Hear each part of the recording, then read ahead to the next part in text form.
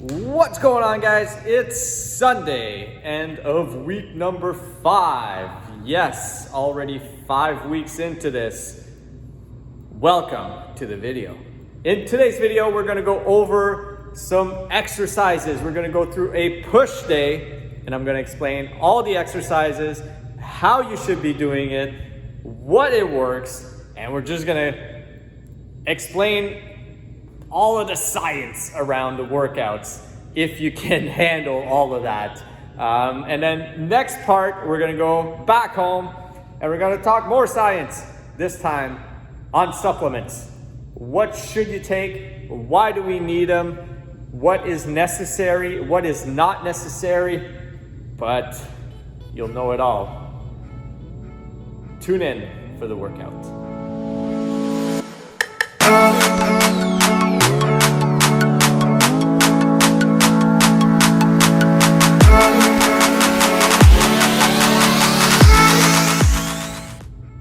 When we talk push day, what do we mean? Well, essentially, when people say push day, it's because they're working on all the movements that are pushing away from your body, okay? If that makes any sense. So basically what we're saying is we're working on all the extenders. So all the muscles that extend or push, all right? So example, when you do a push-up, you're pushing your body away from the floor. What does a push-up work? It works your chest, your shoulders, your triceps. What are those movements? So if you look at the tricep, it extends the elbow. So it all makes sense, right? So that's what we're gonna work on, an upper body push day. And we'll go over all the exercises. I'm gonna break them down as if you were a client training here with me, and we're gonna have some fun. So here's the plan. This is how we're gonna break down the workout. We're gonna start with 2 big movements. So we're gonna do a barbell bench press for 4 sets of 6 to 8 reps.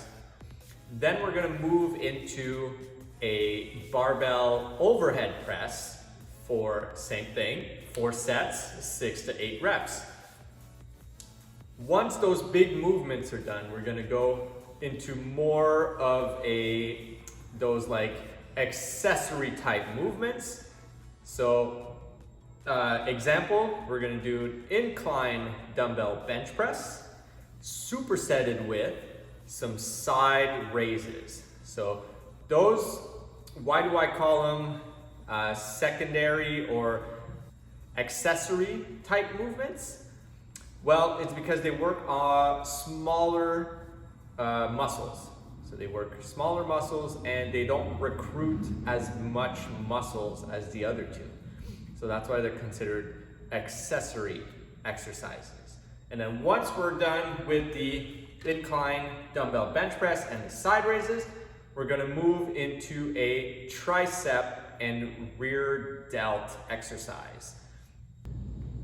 All right, so for the bench press, very important is the setup, okay? So you wanna make sure that you're down on your bench, eyes are gonna be right under the bar, hands are gonna go pinky in the ring. So there's a little ring on your bar, you're gonna go pinky right in that ring. Next, once your hands are in the right places, you're gonna plant your feet, bring your shoulders down and back, create that arch in that upper back, all right? To make sure your lats are nice and tight, core is engaged, feet are planted. You're gonna slowly unrack, bring it right over your chest while squeezing your lats. So you're maintaining that squeeze. You're gonna slowly go down, elbows go out at a 45, right to that chest. You're gonna push back up, nice and controlled. Full range of motion, and push, all right? So control the way down,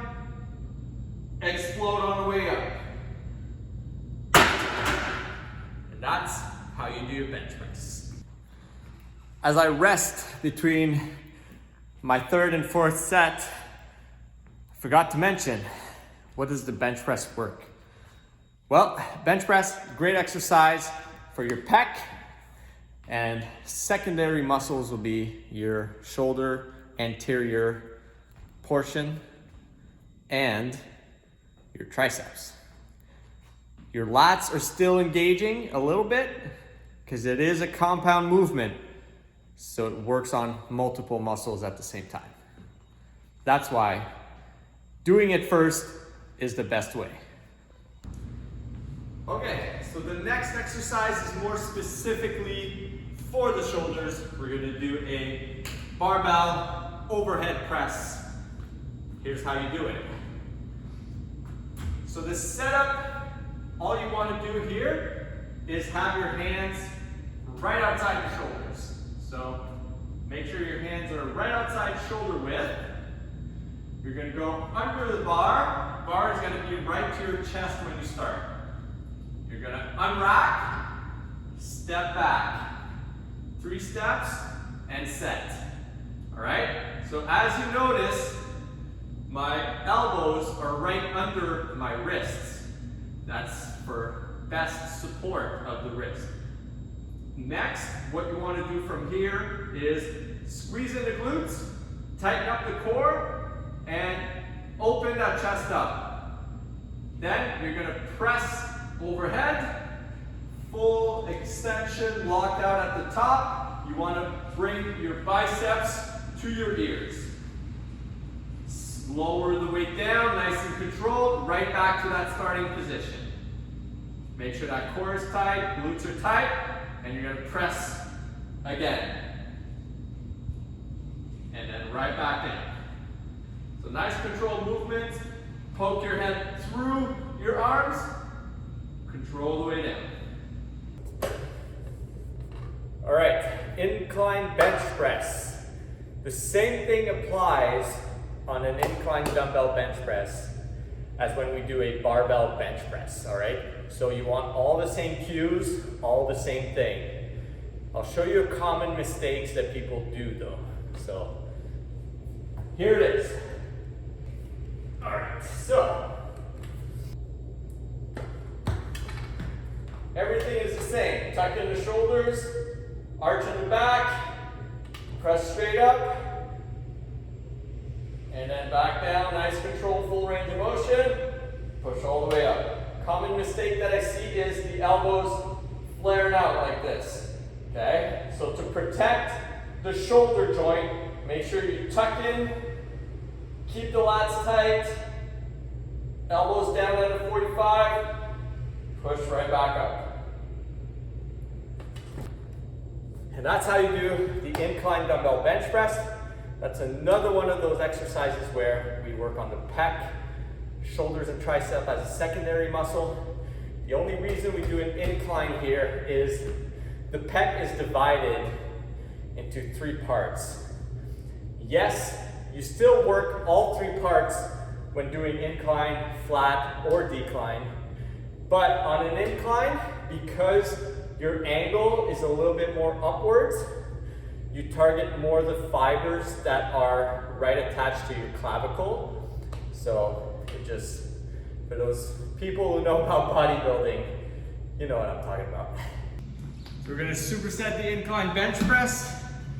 That works mainly the chest, right into some side raises that are gonna work your side delt. So deltoid shoulder.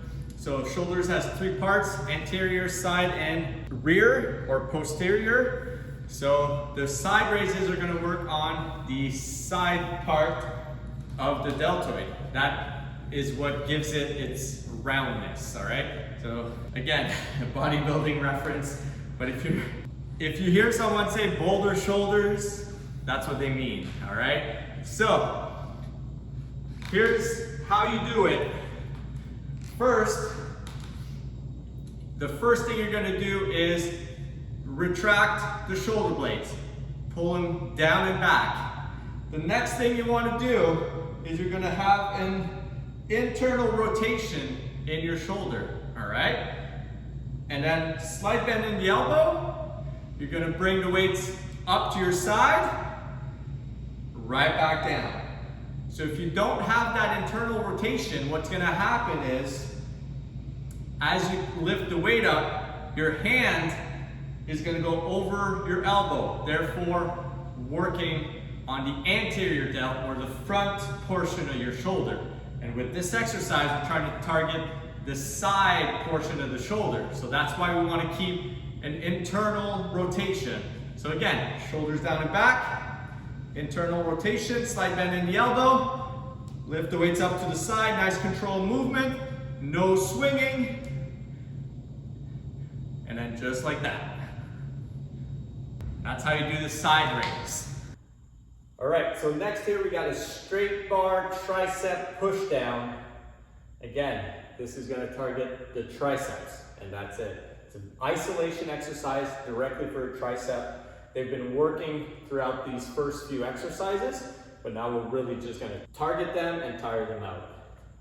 So, set up a straight bar on your cable, bring the bar down. Again, set your shoulders down and back, and then from here you're gonna lean slightly forward. You're gonna have an extension in the elbow, and then you're gonna come back up. So all we want moving is the elbow. We don't want any movement from the shoulder part. So the shoulders stay pinched down and back.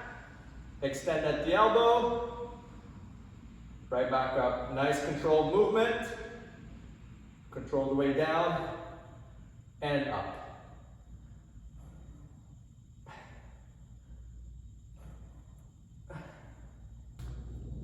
Okay, so the last exercise for the workout is going to be to target our rear delt. No, the rear delt is not a push muscle, but I like to include it in my shoulder workouts because they round out the shoulder real nice. That's just what I do, all right? So what you're going to do is you're going to grab the left side with your right hand. We're going to do a reverse fly crossover, and then you'll grab right side with left hand. You're going to start right in the middle with the cables forming an X, okay? And then from there, same as before, shoulders are down and back. We're going to pull apart, leading with the shoulder, and then back together, nice controlled movement. So you want to imagine somebody's pulling a string that is attached right to your elbow. So you don't want to pull with the hands and extend the elbow to finish the movement. You want to make sure that the back of your shoulder is what is finishing the movement. So somebody's pulling down your shoulder, your elbow. And that's how you do the cable rear delt fly. That is it, workout is done. All sets are finished, all exercises are finished. If you want more of those tutorial type videos for certain exercises, just name them in the comment. Let me know which ones you want me to go over. And yeah, help me help you. That's the game. What's going on, guys? We're back home. We're gonna talk supplements now. So what you should take, what you might want to take, what is not really worth taking. But I'll show you what I take here, and we're going to talk about the benefits of all of them and what they do.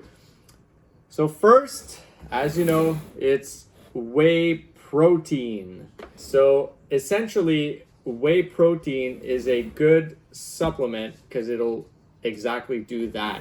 It'll supplement your diet because protein for most people is the hardest one to get out of their target goal.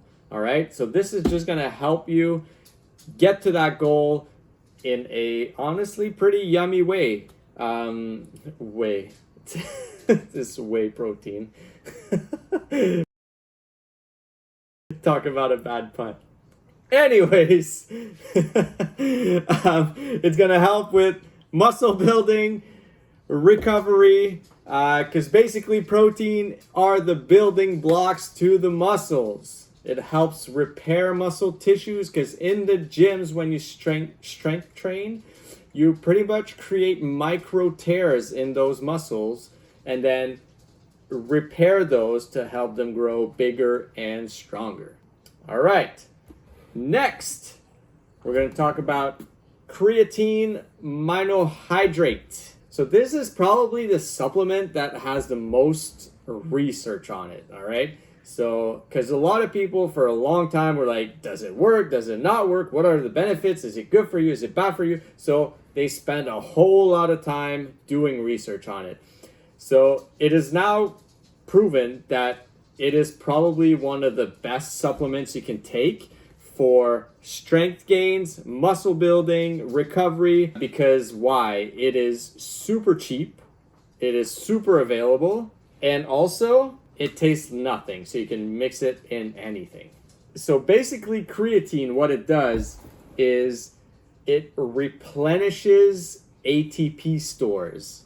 So what are ATP? Like what's ATP? So basically ATP is the principal molecule for storing and transferring energy in the cells.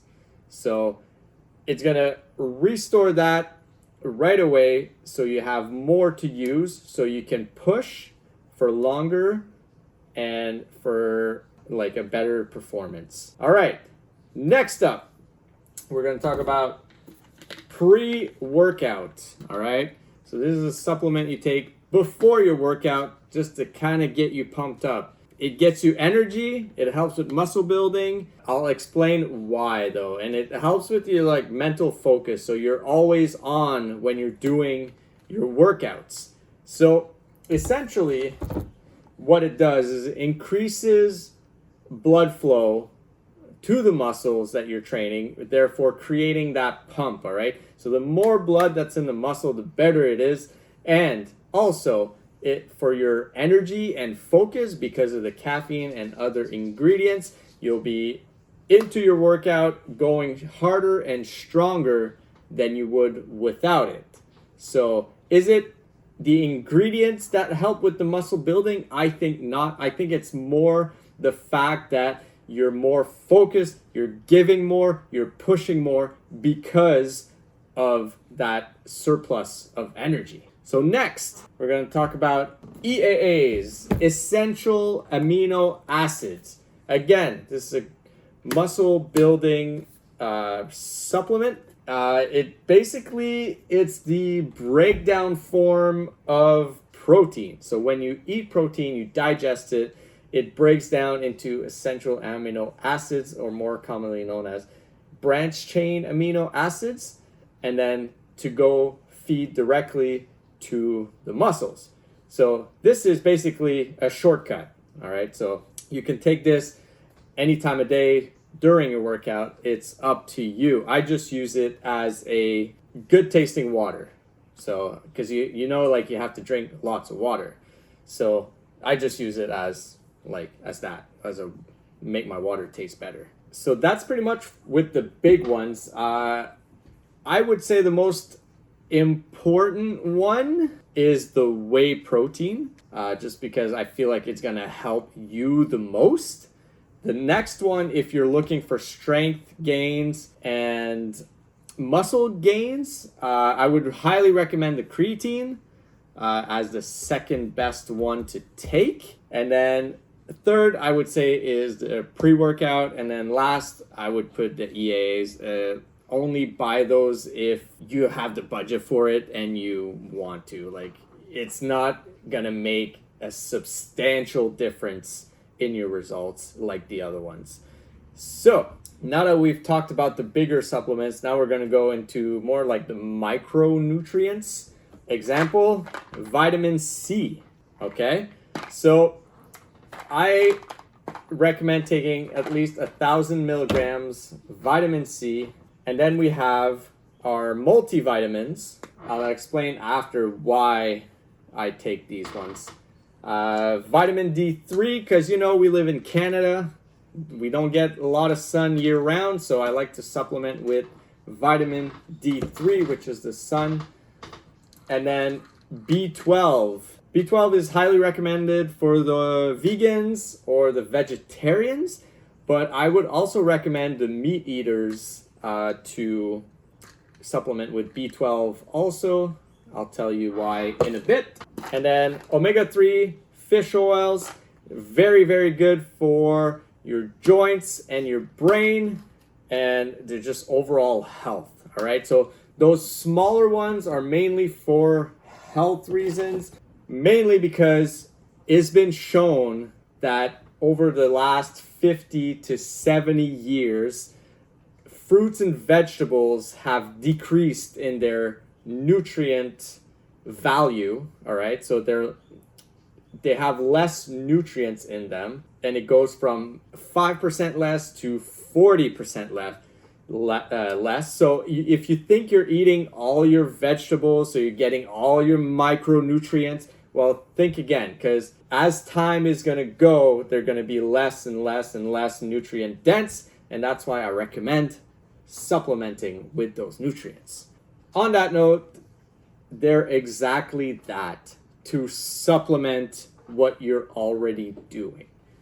So before spending all your money on this, make sure your diet is on track, make sure you're exercising regularly, and make sure you get good sleep and drink lots of water. Those are your 4 super supplements that I would recommend before even thinking of doing this. So once you got those under control, then you can try to maximize your results with supplements. There you have it, guys. Another look on what it looks like to be in a 12-week transformation with me. So now you know the do's and don'ts of the workout that I just did. We went over the tutorial on how to do it. Hopefully that helped you guys out. And you also know what supplements are best for you, best bang for your buck, and what are gonna work for you in the long run. And that's it. Week number 5 is a wrap, and I will see you for week number 6. Hopefully we'll try to make things extra interesting. This one was a little bit more of me just talking and explaining stuff. So hopefully next one will be a little bit more fun for you guys.